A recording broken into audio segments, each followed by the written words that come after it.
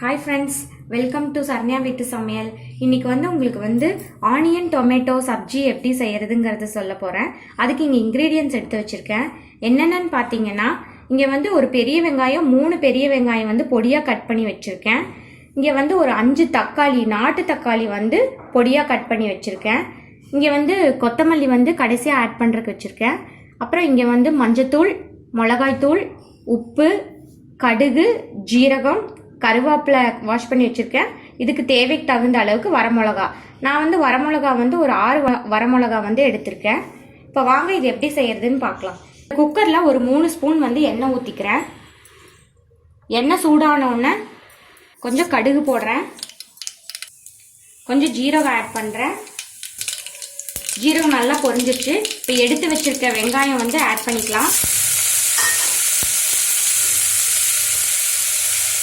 இது நல்லா ஒரு வணக்கி விடுங்க. இப்போ நம்ம இங்கே வச்சிருக்க கருவேப்பிலை ஆட் பண்ண போகிறோம்.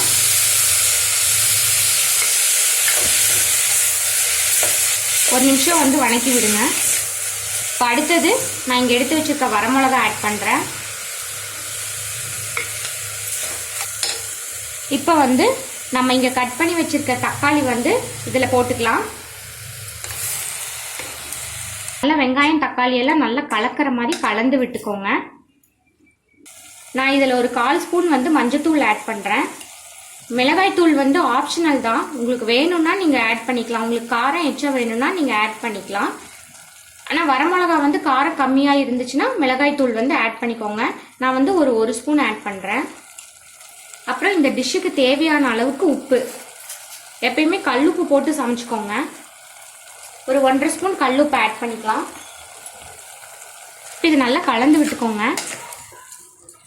இந்த வெங்காயம் தக்காளிலேயே தண்ணி விட்டுட்டு வரும். இருந்தாலும் நம்ம ஒரு 1/2 கப் தண்ணி ஆட் பண்ணிக்கலாம். இந்த கப்பில் ஒரு 1/2 கப் தண்ணி ஆட் பண்ணுறேன். நல்லா கலந்து விட்டுக்கோங்க.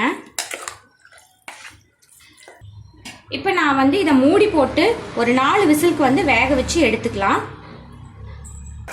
இப்போ நம்மளோட சப்ஜி நல்லா கொதிச்சிட்ருக்கு. இது நான் ஒரு 5 விசில் வச்சு எடுத்துட்டேன், வேக வச்சு எடுத்துட்டேன். நல்லா கொதிச்சிட்ருக்கு.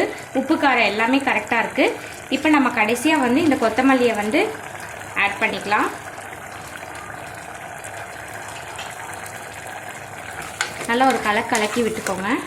எப்பயுமே இந்த தக்காளி இருக்கிற டிஷ்ஷுக்கு கொஞ்சம் சர்க்கரை போட்டிங்கன்னா ரொம்ப டேஸ்ட் நல்லாயிருக்கும். நான் இதில் ஒரு 1/2 ஸ்பூன் சுகர் போடுறேன். நல்லா மிக்ஸ் பண்ணி விட்டுக்கோங்க. இந்த கன்சிஸ்டன்சி போதும், கரெக்டாக இருக்குது. தொட்டு சாப்பிட்றதுக்கு நல்லாயிருக்கும். இப்போ நம்மளோட ஆனியன் டொமேட்டோ சப்ஜி ரெடி ஆயிடுச்சு.